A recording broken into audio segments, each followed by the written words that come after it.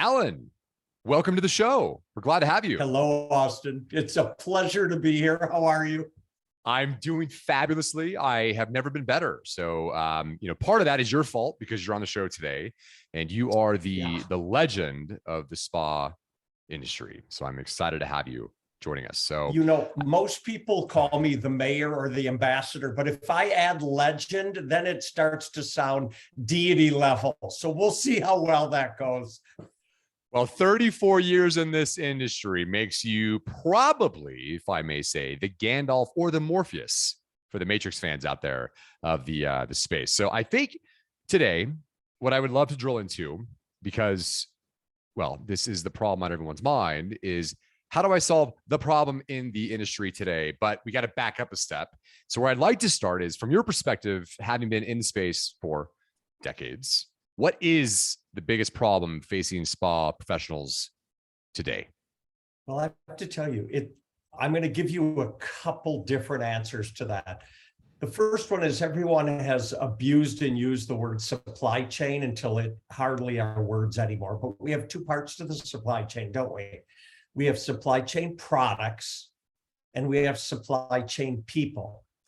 The product issue seems to be, Austin, a lot less needy today than, let's say, it did 3 months or 6 months ago. We just finished Spa Tech down here at the Fairmont Scottsdale Princess, where I got to hang out with your crew. So that was a lot of fun.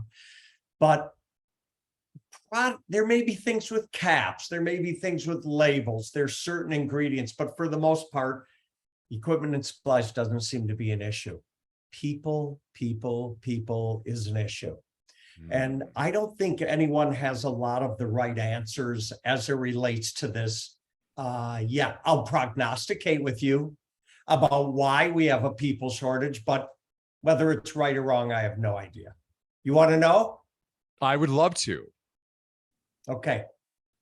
Here, in no particular order, people, are my prognostications on the people shortage. Number one, everyone who wants to work in our industry is working.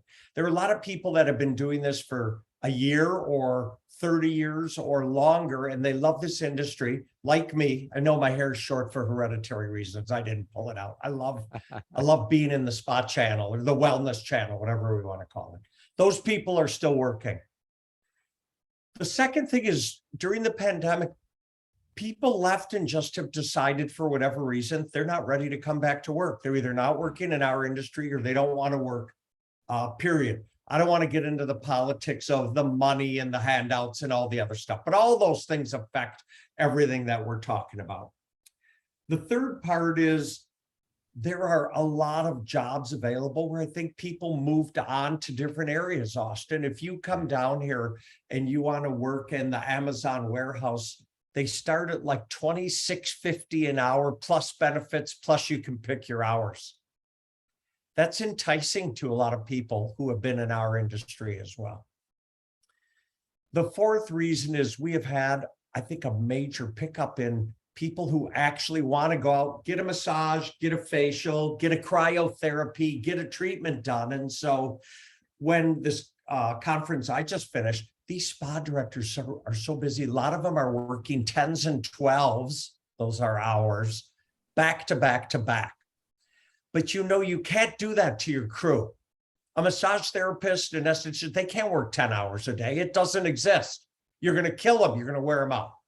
So for a lot of these reasons, and probably a few more, we are suffering a horrible people shortage. There are, reason number 5 in my book, there are a lot of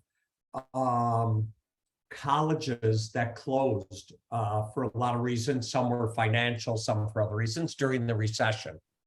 So we should be putting out way more therapists, but we're not putting them out anymore. You look at reasons like OSW, which was Steiner Leisure, owns all the cruise ship spas. Why do you think they bought Utah School of Massage Therapy many years ago? They need to feed their own spas, so they bought a school to do it. So a lot of these reasons conceptually are why I think we're having a people problem shortage in our business. So there's scarcity of inventory of human capital, Yep. which has me thinking the only solution to this, and this is where we'd love to hear your feedback on what do we do? We know what the problem is now.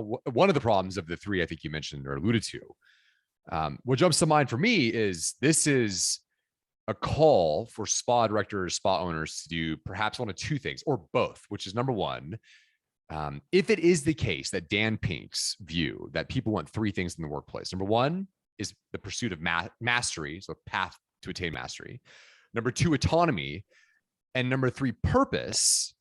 Maybe there's something to be said about the re-architecting what the purpose is that you provide your staff. And in the second piece would be incentives. Is there something else that we should be thinking about for the people issue? Or is that even half close? Yeah. Well, I don't know Mr. Pink, but I think he's certainly on the edge of covering the things in our industry that I might call culture. You have to have a place where people want to show up for work every day. I think that the word has been abused a lot, because if you talk culture, but you don't walk culture, you're not going to keep people read through the BS today, Austin, don't they? Yeah. You don't, people always say, oh, people are dumb. No, they're not dumb. People are really smart. They're acute to their own feelings today. So I think if I'm in the wellness channel amongst other businesses, I'm going to develop and build a culture where people want to go out. Therapists want to go out and tell all their friends, you should work at my place. My place is amazing. And here's the top reasons why. So I think that's a real critical part to what this is. You know, the things we would take as business 101, like you have to pay, you have to give benefits. You have to care about people's working hours. You got to care about their lives. A lot of this I know falls into culture, but these are basic things about how you keep people and you treat them right. So every day they're really excited to go to work. I'm knocking on my stand-up wood desk. I feel really lucky. I've been 34 years in this channel. I mean, I've had some bad days, we all do, but I don't really think I've worked a lot. I love this business. I spent 18 years as a manufacturer and distributor.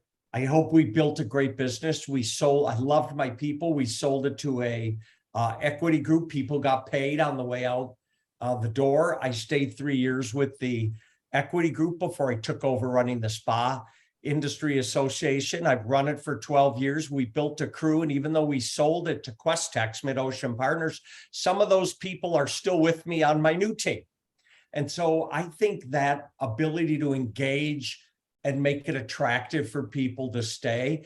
A lot has been written about money being at the top of the list, but money's never really at the top of the list. People have to like what they're doing first, and they have to like the people they're working with. So I'm going back to the word culture. Are there, or is there low-hanging fruits with respect to culture that spa directors and owners just overlook and forget that they would be behooved to polish up? Because it seems like we hear this word and it's like, oh, it's easy. Just re-examine your culture and fix it. It's like, but it's not easy. It's not simple. Yeah. So what are they getting wrong? Culture, make a new plan, write it up, show it to people. It's like, you know what they think? Blah, blah, blah, blah. Heard it everywhere before. Don't really care. Again, in Allan's world, I mean, it's a pithy expression about why you have one mouth and two ears. Even though I'm doing all the talking, I'm a great listener, right? I would ask people who are already on my payroll, can you give me the list in order of the top 5 things that are important to you in this job? I want to keep you for life. What do you want? We forget that sometimes if we ask our people, if we ask our clients what they want, they actually tell you what's important to them. So I would be a major league asker and getting back from my people. And remember, everyone's different. Austin, you know the old expression we always say about therapists in our industry? It's like corralling cats, right? Because everyone's really unique in our business. This is a very interesting industry, and I've been in a number of businesses, and nothing is like the wellness channel. Probably why people gravitate to it as well. You have to be able to flex your plan, to do things that are different for different people, because you're going to get some therapists who are going to say, pay me more. It's the only thing that matters. I'll stay here. I need to make more money. You're going to get some people who are going to say, I need better healthcare. You're going to get some people that say, I need you to flex my schedule. I have 3 kids at home. One's in lacrosse. I'm running braces appointments for the other. The pay is fine. All the other hours I can work. Can you flex the schedule to fit me in? So now we're talking about all the different things that are important to different people. So there's no hard and fast here. This paper's 5.5, 8.5. Everything needs to fit here. It doesn't work that way. We're all unusual. Do you know that when we sold their company to Questex, and I met with Paul Miller, our CEO, he's an awesome, awesome guy. And he came down to Arizona, we had a cup of coffee. And I said to him, Paul, I'm a strange worker. I may decide Monday morning that I'm going for a walk and I'm going to exercise and then I'm going to swim in the pool and I'm going to come in at noon and work. But you also might see emails from me at 1:36 a.m. in the morning on Tuesday. Or you might see them on Saturday and Sunday, like this last week. We had a show in town all week. When did I do my catch up? All day Saturday afternoon, all day Sunday afternoon, because it worked in my schedule. So he's been amazing about letting me flex the hours. But at the end of the day, what do I do for them? I produce. Right? So you want your therapist to go out there and produce, you better find out what's in a creative way. What's their top 5 list? What's the order of things that matter to them? Because that's how you're going to keep people for the long run. I can hear some of the directors and owners of spas in the audience saying, but that requires that I be vulnerable and not just have a clear-cut plan. And this is how it's going to be. Good. That's how it should be. Okay. You should ask your people. Yeah. Let me add one thing to that, because it's funny that you said that. So I call this the old days, but it wasn't that long ago, right? It was just pre-COVID. Is everything going to be pre-COVID and post-COVID? I sure hope not. But anyways, if we're talking pre-C, a director would say, here's your hours for the week. Mm-hmm. People would show up for work. Now, as a director, you almost have to say, tell me what the week looks like for you. Here's the hours I've got you scheduled. Does everything work in your schedule?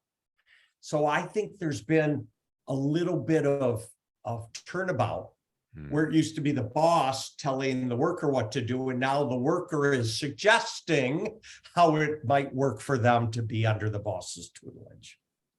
By the way, you know, in our industry, we have some of the most amazing spa directors on the face of the earth. These are genuine, caring, emotional, connected people in our business. And yeah, we have the other half as well. But that being said, I was with 37 spa directors this weekend between Miami and Hawaii. They were all here in Scottsdale for this conference. And I'll tell you, this is a whip smart group of people that I've grown up with in our industry over the last bunch of years. So regardless of what people say, we attract a really a left brain, right brain person is very much attracted to our industry. Do you reckon that this is a permanent feature of the people problem moving forward in the era or the wake of post-C in your vernacular, with the needing to be adaptive to the employee versus the old days where it was, here's your schedule? Yeah. Everyone's facility is going to be a little different, but here's what I see. Back to Allan prognostications, right? I think we have a 6-month, 1 year, 5-year ongoing people issue. And I think the companies that are very good are going to be fluid at determining how they're going to manage people within their environment. Again, there are no, Austin, in my world, there's no hard written fast rules anymore about what works and what doesn't work. I think each facility will figure that out for their own. But if I'm going to be successful and I'm going to keep growing my facility today, and I recognize that people are going to be my primary concern and my primary issue, I'm going to look at a lot of different things. Okay, so we know historically in the spa channel, massage accounts for roughly 72% of revenue in a spa. And you've got the aesthetics part, it's probably 15 to 20%, a smattering of everything else. So let's say massage and aesthetics, where you physically need a practitioner one-on-one with the client, that's not going to change, is it? Okay, I have to sidebar. Over the last 2 years, the words no touch and low touch came into play, and people were very engaged. Let's push all these treatments to where we don't need a therapist standing here for 50 minutes or an hour. They can flip the button, turn the tweezers, mash the light up, and bam, they're out of the room and they can do something else. The recent surveys are all showing people are back to wanting touch full time. So even though low touch is necessitated into our industry, look at branches like Restore Wellness, et cetera, where they're offering cryo and sauna and IV and on and on. A lot of these things cover a lot of wellness issues, but you don't need a therapist to sit in a sauna for 45 minutes with the client, do you? So I think, as I'm going back on track now with the question, which is, with all of the need for therapist touch, blending in items that maybe are low touch will help you manage the hours and the people issues as you go forward with your practice. But you're gonna have to be a seer, S-E-E-R. You gotta kind of be able to look down the road a little bit and go, where am I going? Where's my business going? How do I continue to expand? How am I gonna grow the business? What kind of treatments do I need to add? Which is why I'm a huge, huge fan of going to trade events. You cannot, Austin, see all this from your four walls in your facility. You need to get out. You need to blend with other people. You need to walk trade shows like the one coming up. We're talking here. What's the date today? June 11th? I can't remember anymore. June 12th? 13th. 13th? Yeah. At the end of this month is the show IECSC.com. It's the International Aesthetic Congress and Spa Conference. It brings in like 20,000 people to the event. Don't you think if you're a facility opener, you should go wander around, meet some people at lunches and breakfast, say, hey, what's going on in your world? What are your pain points? How are you resolving them? What do you see in the future? That's what I would be doing if I'm a owner, operator, manager, supervisor in this industry. I'd be out and about. So we've got to recap. Ask your people what's important to them. So expose yourself to the vulnerability of perhaps appearing, I guess it was going to say appearing weak, but in reality, the mere fact of you asking your employees what they value is an act of empathy, which is probably going to win them over in and of itself, you know, especially if you instantiate their suggestions. And then consider, this is one of the things that you tucked in there, if I'm not mistaken, is given that we are likely going to have a shortage of staff or staffing constraints, let's say human capital scarcity for the next 5 years, potentially, we need to start thinking about other modalities that are touch-free. So perhaps it's sauna, Normatec compression boost, whatever that might be. And then lastly, to find those products, go roam some events and trade shows. Yeah. If I was a owner today, and there's a lot of Facebook groups and a lot of other stuff, but I would be finding other owner managers, supervisors, who I'm not competing with, because you can't do it if Sally's place is 4 doors down on the other end of the mall, right? And find other people that you can use as part of your brain trust, because people across the country might be having the same issues, but they might have different responses to how they're doing it. So I want to make sure that part of my day is spent out and about. Like, every surprises people when I tell them this, that I can be quiet, but The first thing I do, Austin, when I come into my office in the morning, 15 minutes on LinkedIn. LinkedIn to me at the owner level and the manager level is a absolutely critical tool. And it is an easy place to ask questions, join other sites, follow people, and they are operating at your level. So that conversation isn't, how are you guys managing the new kind of Swedish massage, right? It's business. So what does that look like specifically now that you mentioned the LinkedIn piece? I think there are, at least in my experience, when I've spoke to a number of different spa owners, and I ask them questions like, hey, who are you talking to stay in the loop? And they say, well, no one, because they're my competition. If you're in Chicago and there's someone in LA, contraire Montclair, not the case. So do you have any actionable tips on how I, the spa owner, director, whatever, can actually do this LinkedIn work to find those reliable ways to connect with others, to create these communities, et cetera? You know, the easy buttons, of course, is to join a community, but to do this, are there any sort of insightful tips? Because through this, you'll probably find answers to your problems if you're facing this with the people constraints as well. Yeah, I just went into my LinkedIn. As you can see, I'm not staring at you. I'm looking at my other monitor. And I put in Forest Hill Spas, and I find a bunch of spas there. And I recognize that Forest Hills isn't anywhere near where my spa is in Chicago or in Michigan. There's more than one Forest Hills, by the way. Even though I might be in Chicago, Austin, I might go find people who are 30, 40 miles away on the other side of town and talk to them. And I literally would do the reach out that says, hey, I've got a spa also. I know we don't really compete with each other. We've got the same issues going on. Would you be open to a cup of coffee? And if someone says, oh my God, I'm so glad you reached out, let's do it. How do you feel about that now? And if someone says to you, no, I'm not really engaged in that, what do you say to them? Hey, God bless you. Good luck to you. And I move on and I call the next one. I mean, we've been hearing no our whole lives. I hope no isn't a problem for people. You know what no means?